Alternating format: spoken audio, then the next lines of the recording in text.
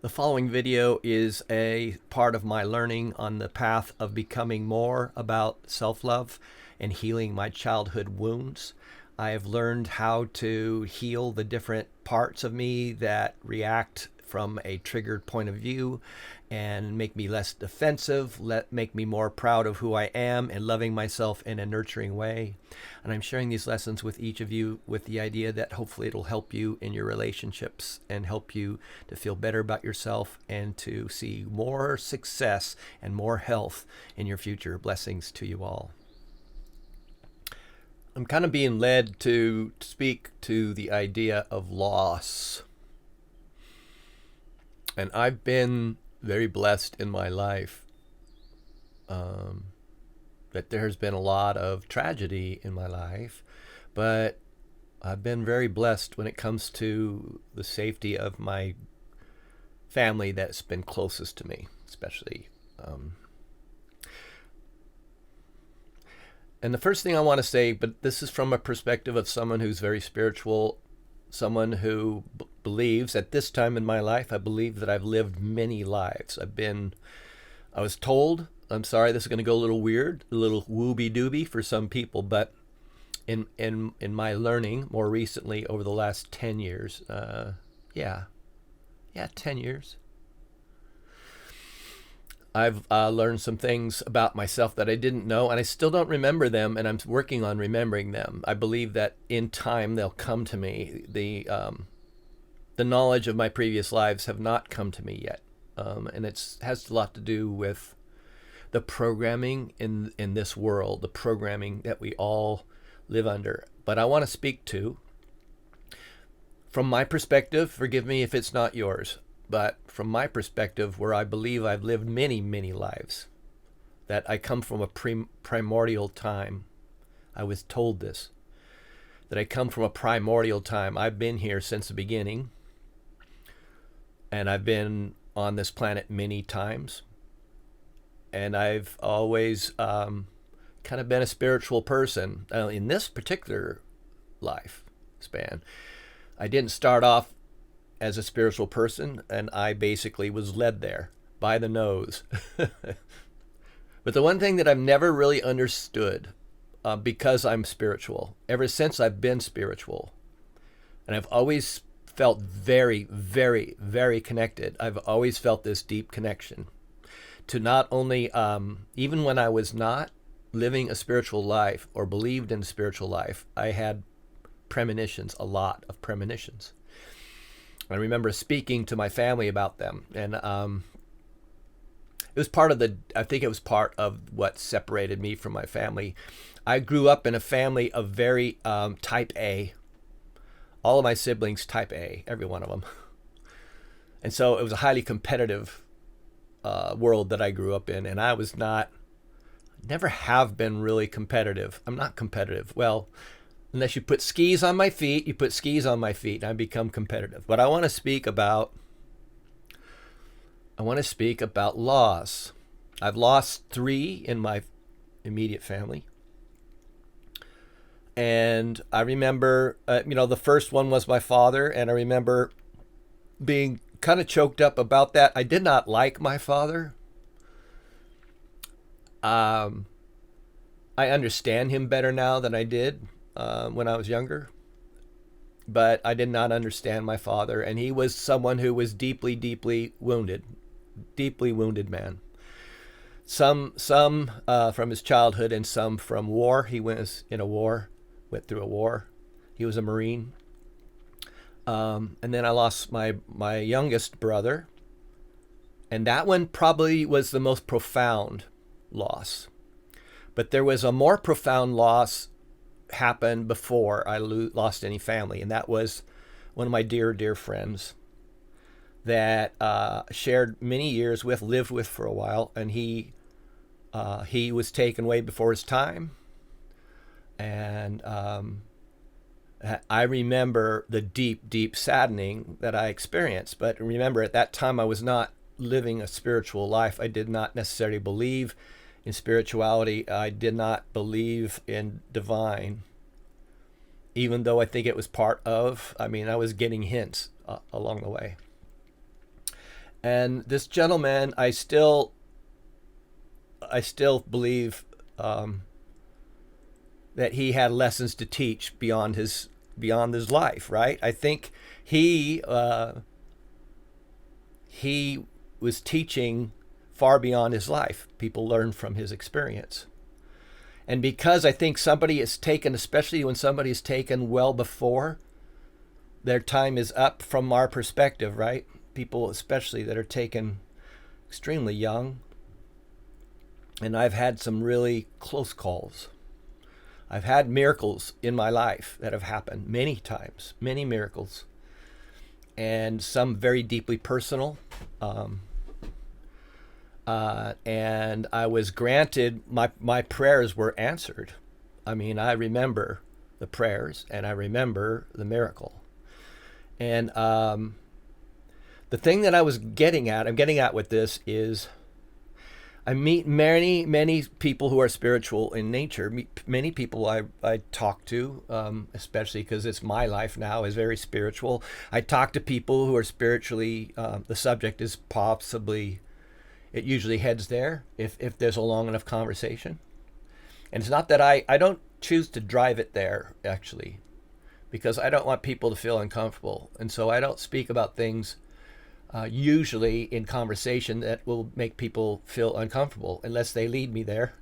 And then I try to be very compassionate about people who don't know that life, don't know that world. But those who do, I'm speaking to, those who are very spiritual in nature and live a religious or spiritual life, I will never, ever, ever understand why they're, first of all, afraid of dying. I just do not understand it. And mostly I think that's because this world is difficult, right? This is a difficult world. Most of us living in it see it as difficult, complex, painful, high in contrast, high in good and bad, high in rich and poor, high in different grades of defensiveness. It's defensiveness against the things that we don't understand. And what I don't understand more than anything, me, is that when someone is a spiritual person believing in continuous repeated lives, especially, why it bothers them to see about death. Why does death bother them, right? And I know that it's about loss. It's about maybe not enough time spent with the person they lost, right? They didn't get to spend enough quality time with the person that they lost, and they feel that. And so I think that there is a lesson in that. Number one, I guess, is really that I don't think we should fear the loss of death, especially in our own vessel, right? Our own selves. We may worry about those we're leaving behind and how they're going to miss us, maybe, or not.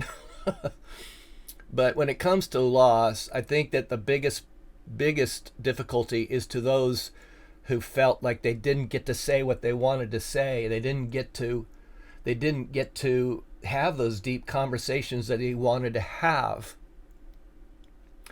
And but there is a lesson in that. And the lesson has to do with the idea that we are being shown to take advantage of the time we have still, the people that are around us still. And yes, we're going to miss that brother, sister, friend, relative, child, right? Almost lost a child. I came really close to losing a child, and it was deeply, deeply emotional and deeply, deeply scary. And of course, I was grateful that I was granted my prayers at that time. And there was a miracle involved. And so I can understand, especially the loss of the people who are left here. And there's those that are leaving. But we should not feel bad for those who are leaving because they're going to a better place. They're going to a better place. Now, and it's interesting that happens, from my perspective, that happens to even people who are not believers in spiritual life. In other words, it does happen to them. In other words, because I believe it's the truth. And I know that's from a spiritual perspective. Some of them don't believe there is that realm. That realm doesn't exist. And I have to say that I figured they'll get it eventually. That's the way I look at it. But what is it to lose someone like someone very dear to you, that you don't get to have those conversations anymore? And what I want to say, because I know people who are going through this personally, and I've spoken this way to them, is that person is there every time you think of them. That spirit is, that vessel, that soul is there with you in a split second. The second if you can envision their face, their image, their likeness, if you can envision it, they're there. That brings them there. It's the nature of our realm, is that they're there. You may not see them because their frequency has changed, but they're there with you. And they can even speak to you if you learn to listen. They can speak to you. They can have a conversation with you if you learn to ask and listen. And the more you strengthen that muscle, the muscle is your belief system. Do you understand? Your belief system is a muscle. And the more you exercise these muscles, the stronger they get, the more fluid the conversations, the more fluid the understanding of what was the lesson. Remember, I'm talking about when we're down here in these lower energies, even maybe angry of losing somebody, right? Which I don't think that person would want you to be angry, really. Do you? Depression, obviously. So what is the lesson? It's still the solution, really. And maybe forgiveness, right? Because it's like you can, if they've done anything wrong to you, which is probably not what's on your mind, you could probably forgive them, right? You could forgive them. But more than anything, you want to forgive yourself for not valuing their energy when they were available to you. They're no longer available to you in the same way where you can touch their vessel. But remember, that's just the vessel that is energized by a soul that hasn't changed. That soul's still there with you, and it can be felt. If you tune into it, you can feel them. You will still feel them. You will smell them. You can still talk to them. Nothing has changed, except for they're no longer, the vessel that they inhabited, it no longer is active. But what is the lesson? And that's what I think you need to ask. What is the lesson? And I say that the lesson is to value what you still have. Because that person that's left you is not in a bad place. No matter what people tell you, it's a lie. If they say that person's in a bad place, it's a lie. It's a lie. The frequency that these people are in when they leave is not bad. It's not bad. They may, when they come back next life, they may have a price to pay. They may have karma to go. You can hold your karma. You may have to still work it out. But I guarantee you that when you're up in the frequency, in that high frequency of the ether, where you can move at the speed of thought, that you're not in a bad place. And I'm sad that some of these spell books try and convince you otherwise. I'm really sad that you let that be part of your belief system, because it's not true. When you talk about bad places, all those bad places happen in a third dimension place. They happen here where you can actually experience that bad frequency. You're experiencing them there, right here. You're experiencing them here in this vessel, right? And I assure you that when someone goes into their soul spirit and they're traveling at the speed of thought, they do not have these problems. Do not have these problems at all. They may have them when they come back into a new vessel in a new dimension, whatever dimension they choose to go into. But you have to agree to come. That's why the people who are here, and I say you are so much more powerful than you believe at this time, And I think that doesn't matter how powerful you believe yourself to be, you're still more powerful than you believe. You still have more. There is no degradation once you get into understanding spiritual, because the power only increases. It's a muscle. Once you believe it, you get new gifts. The more you believe, the more gifts you get. The more you believe, the more you use the spiritual gifts that you have, the more you get. You just keep getting more and more and more. It's what they call ascension. That's what causes the frequency over here, right? That's what causes the raise in frequency. As you get more gifts and you get more understanding and you feel the field around you changes, your aura changes, the frequency you give off, you are magnetized, you attract a higher frequency. You attract higher frequency. Your partnerships become higher frequency. Everything becomes higher frequency as you start to go up in this scale. As you go up in the scale, so does your partnerships, so do your relationships.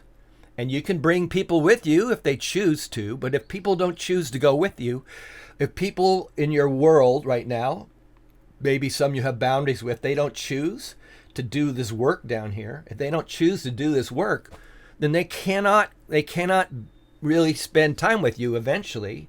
You're going to be frustrated with their lack of desire to better themselves. You're going to get frustrated with their lack of love for themselves. And this lack of love for self comes from all the implants that have been put on you, all the programs that you've been running since your childhood, the programs that were given to you by your parents because your parents had programs. And they give you those programs. And it's when you become enlightened and you start to temper and you start to alchemize and balance all the programming that you were given by your parents, that's how you work your way up in this. So I send you my love and my hug and my energy as best I can in this medium for you to, I'm sorry for your loss if you're suffering. And we're going to be seeing, I don't want to make it negative, but we're going to be seeing a lot of loss. And so I think that it's an important thing for you to grasp the importance of the lesson that you learn when you lose somebody. And that is that you need to value who you have in your life. You need to value every soul that you truly care about. If you truly care about somebody, you better let them know. You need to let them know, because otherwise you're wasting time that you could be spending with the people you love. Do you get that? If you're wasting time by not telling somebody, you're not verbalizing how you feel, you're not expressing yourself, you're not opening yourself to deep conversations, you're not open to the healing that could happen between you and somebody, you're wasting time, aren't you? Wasting time. So this is an insertion. It's going to be a little strange, but I had an idea while the previous video was doing its thing, going through the process, and I had some more downloads, and that is about people who have passed, ancestors, people that you know and don't know, the embrace of people in the ether who are connected to you. And this is one kind of hopeful blessing that could potentially have a great effect on your life. And that is the recognition that people who leave us, they don't leave us entirely. They only leave our visual.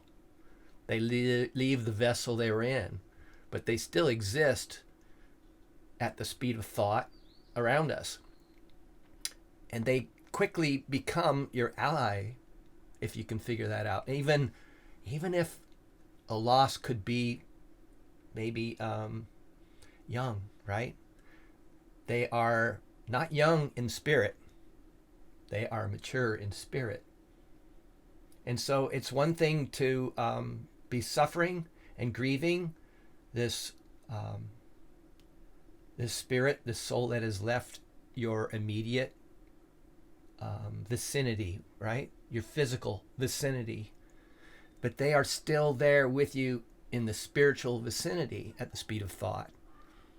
And you can continue your relationship, including having deep conversation, saying things that you always wanted to say, and knowing that they're hearing it, that they hear it, that they're there. And imagine what type of relationship you can have with somebody in that presence, with the idea that you're strengthening your belief in that realm, in that ether. You're strengthening the muscles that help you develop spiritual skills. You're strengthening the muscles of your belief system to where you can actually turn that ally, that loved one, into someone that you have a continued relationship with. And although you may make it a private continued relationship, I mean, you may not want to practice conversation with those who have left. You may not want to carry on conversation with them with other people around because it would make them uncomfortable, right? I just wanted to add that in. I had that thought after I had completed the previous video. And I'm going to try, I'm not sure how that's going to go. I'm going to try and slide that video kind of around this. We'll see how it goes. You know, it's kind of a punt, but I wanted you to have that idea. It came to me. I thought, God, I wish I should have included that. And I thought, well, I could do another video. And I thought, no, I think it's a pretty complete video about the loss and how the loss, you may lose someone in your field physically, but you can continue the relationship from a different, more deep perspective. And I offer that to you. I'm not sure how this is going to go, but I'm throwing it out there, right? I'm throwing down. It's that time in my life to throw down. Anyway, so blessings. I'm going to add in a little pause here and slide the video right up next to this, and we'll see how it all mixes. I'm so sorry for your loss, and I think that anyone who's left you with a good lesson, and that is to make the best of your time. Blessings to you. I think this is probably plenty long, and I hope you feel better. I hope you start to learn to alchemize the loss. What did you learn? Forgive yourself for maybe neglecting that person in some way. Forgive yourself for the mistakes you made in that relationship, which I know becomes very poignant at a time of loss. Blessings to you all.